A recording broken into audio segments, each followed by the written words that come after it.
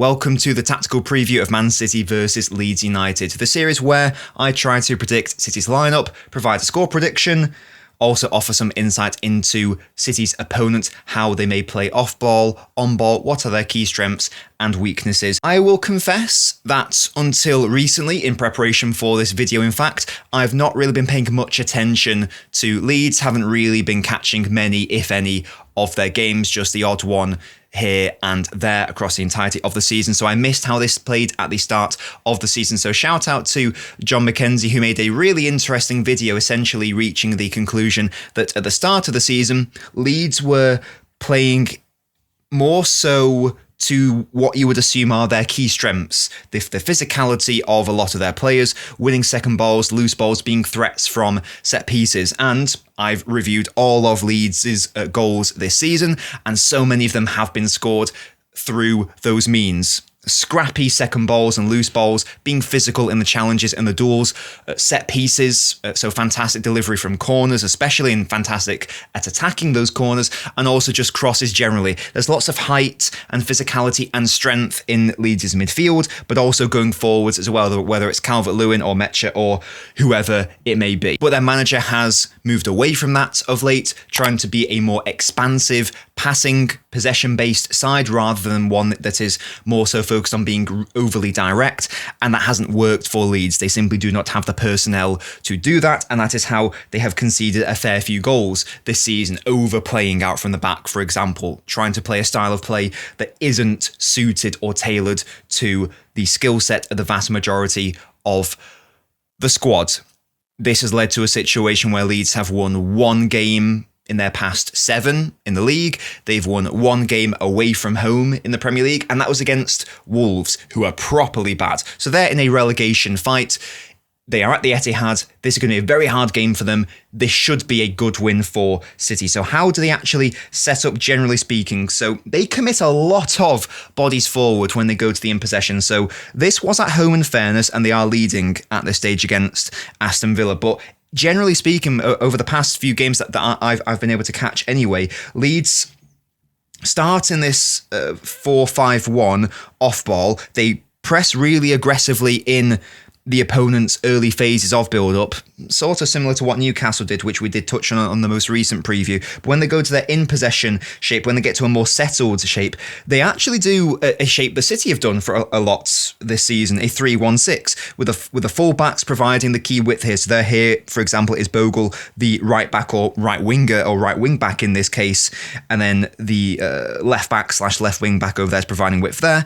And then they generate that front six. Now, what that does do is it does generate a lot of space in behind their fullbacks. So before I watched these games of Leeds, I thought that maybe City were going to be dealing with a side who are just going to park the bus defensively. But if they play at the Etihad like they have been doing recently, then we're actually going to see a situation where Leeds commit a lot of bodies forwards, and there are going to be a number of opportunities for City to counter-attack really efficiently and get at them in behind the fullbacks. Especially as City fans, we know what the problem is with a 3-1-6, or rather what the weakness is with that shape. And it is always the space in behind the fullbacks. Speaking of mistakes, just generally speaking, Leeds make so many playing out from the back.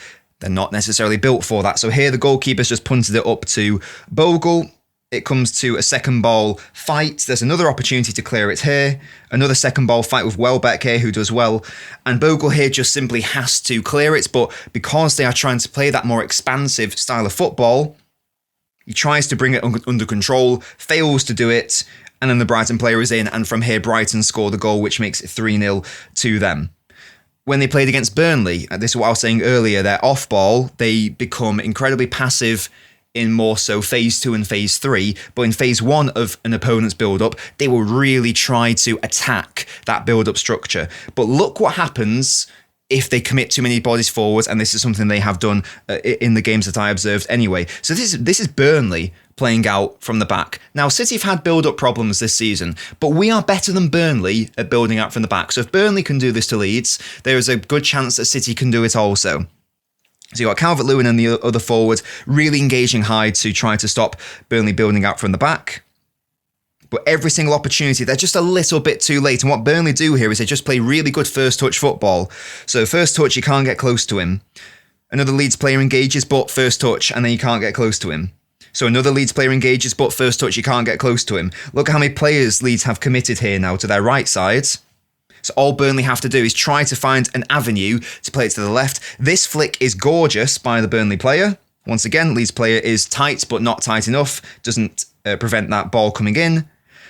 And now look, all the space in the world to attack down Leeds' left because they've committed so many bodies. And this is just like a really funny picture. Look at how many Leeds players there are trying to run back and make up for their pressing errors there. So there's a world where City can try to generate some artificial transitions by building it up slowly from the back and then hitting them on that counter-attack that Leeds have created themselves.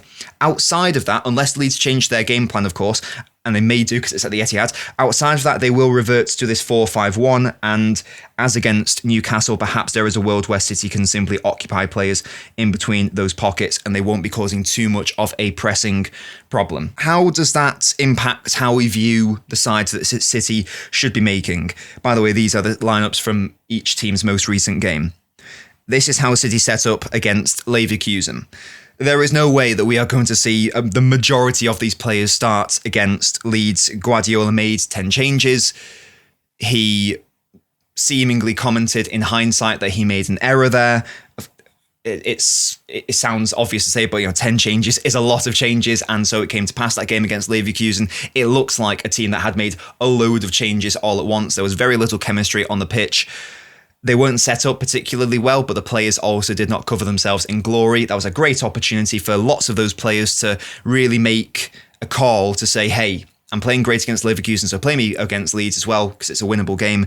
Not many of them, if any of them, rose to that challenge, unfortunately. So there will be a lot of rotation. I'm going to argue that some players, or rather I'm going to predict that some players will retain their starting position, however, because we do have a game away against Fulham on Tuesday. There's only a 2-day gap, Saturday, Tuesday, so there might have to be some rotation going on. Obviously, Donnaruma's going to start. I was amazed that Trafford actually started against Leverkusen. That did surprise me. The back four, Aït-Nouri literally got taken off at half-time for O'Reilly. I'm going to predict O'Reilly to start. If Leeds do opt to go the more direct route, then it is key that we have a more physical fullback and O'Reilly on the pitch, in my opinion also. Ake was horrendous, I'm sorry to say. I thought Stones was actually okay, and I wonder, because even though this is a must-win game for City, but I don't think that it's necessarily a case of just play the same starting 11 that played against Bournemouth, Liverpool and Newcastle, because we do have to play away against Fulham. So I wonder if there's a degree for some rotation. So I'm going to predict that Diaz and Stones will play instead. Now that perhaps does introduce a build-up issue if Leeds do press us really high. In an ideal world, Guardiola would start, but I believe that Guardiola's actually been carrying a bit of an injury. If we can give him another rest, then that would be great. And if we can't give Guardiola a rest against Leeds at home, then there is a serious concern with the just the overall quality of our players. So hopefully Stones being in there does help. Do watch out for Leeds pressing us to force us through our left. I'm predicting Núñez to start. I felt that Kusanov struggled against Leverkusen, and Núñez has been really good this season, so I don't want us to deviate too much from what we consider our best starting defence. The only change there is Stones in for Gvardiol instead, but I think that's fine. Nico has to start because Roger is still not available. What else? I'd be amazed if Bob started, because he got taken off at halftime. Pep even made like a comment after the match that he felt that certain players weren't especially direct, aggressive enough in their final third actions, too hesitant. In his press conference today, he said that we, quotes, didn't try, which I believe was a reference to that. So I'd be very surprised if Bob did start based on that. I think that Foden's a guarantee to come back into the sides. Definitely. Leeds at home, if we have to start Bernardo for this game to soak up the pressure from their press, And if we're basically saying that we can't play against Leeds at home without Bernardo, we have problems. So I'm going to predict Reinders to get another start, even though I don't think he had a particularly good game against Leverkusen. This is more about a prediction, and I'd be very surprised if Pep made wholesale changes. I think that he will see some players as, okay, I'm going to give them another start in a more structured side and then see how they perform therein. So I don't think there's going to be any room for Rico Lewis or Bernardo as a consequence of that. Haaland's coming back into the side because it's Haaland. And here, now convention would say that I should probably be predicting Cherki and Doku to start, because if they do set up defensively, of course, Doku and Cherki are two of our best players at breaking down sides who want to set up defensively and set up in a low block. But because Leeds aren't necessarily going to play like that based on the evidence that we have from their recent games this season anyway, I'm not actually going to predict that. I'll repeat that everything is actually going back to there is space to attack Leeds. And if there is space, then that lends itself more so to players who attack space better, rather than players who want it all the time ball to feet. Cherki is a ball to feet player, Doku is a ball to feet player, Marmoush is more of a run into space player, as with Savio as well. These are players who like to make runs in behind and attack that space. So even though I don't think Savio played well against Leverkusen, I don't think Marmoush played well against Leverkusen, I'm going to predict Pep to start them both, to perhaps give them another chance to prove their worth in an actual more structured City side, but also because of how Leeds will set up on ball. If we can win the ball back and then hit them quickly, the space will be in behind. Excellent opportunity for Marmoush to run into, excellent opportunity for Savio to run into as well. Let's say we get to the 50th, 60th minute and we start Doku Cherki. So let's say it's this situation, and hopefully it doesn't come to this. Let's say that's the starting 11, and we get to around the 50th, 60th minute, and we're either losing or it's a draw, like 0-0, 1-0, 2-0, whatever it is, and Leeds are now setting up very defensively. They're thinking, right, we've got the lead here, or we're going to take the points. Who do you then look to from the bench, if this is your starting 11, to now break what Leeds are doing, which is a low block at that point? Well, there's a defender, Bob, perhaps not, Lewis, not really, Kusanov, no, Ake, no, Bernardo, no, Aït-Nouri, no. The two options you'd look to would be Savio and Marmoush, but we know that Marmoush isn't especially perfectly designed for that game state, and arguably neither is Savio. The two players who are designed for it, i.e. Cherki and Doku, are already on the pitch. So you basically got no one to bring on to change the game if you need a goal. So that's also another reason why I'd advocate for them actually being on the bench for now. And you can always bring them on if you need to. But in the early exchanges, I imagine there's going to be more space in the game. And in the later exchanges, if it's tight, there's going to be less space in the game. So I'd rather start with large space players like Savio, Marmoush as our attackers. And then if you need to, you can bring on Cherki and or Doku. That's what I think Pep is going to go for. At least one of those two. I wouldn't be ultimately shocked if both Cherki and Doku started, but I think it makes more sense to do that, given the context of Leeds, also given the context of we're playing Fulham on Tuesday, just a couple days away, so a bit of rotation and resting some of those players would be nice, and you can always bring them on if you need to, and there's not too many changes there. So that, I think, looks a lot healthier. As for players you can bring off the bench in Cherki and Doku, there will be space for us to attack if Leeds set up how they have most recently, and hopefully they don't resort to just setting up shop at the Etihad. It's likely to happen, it could happen, but based on precedent, it's not going to happen. So how would this look on ball?